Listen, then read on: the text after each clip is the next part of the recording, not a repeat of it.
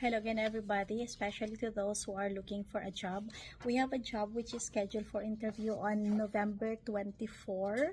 The job description for this is automotive sheet metal painter. So we are looking for a painter applicant.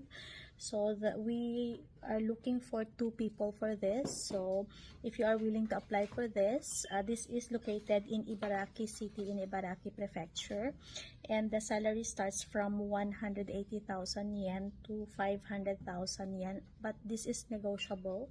So during the interview, you can negotiate to the employer, and there will be bonus also for this job. So again, the job description for this is automotive sheet metal painter.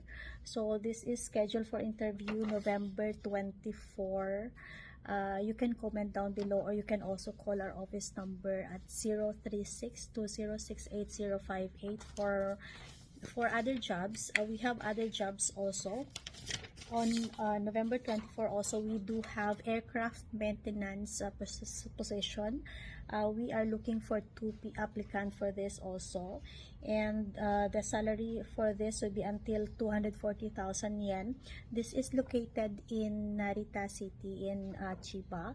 So we are looking for a maintenance, aircraft maintenance.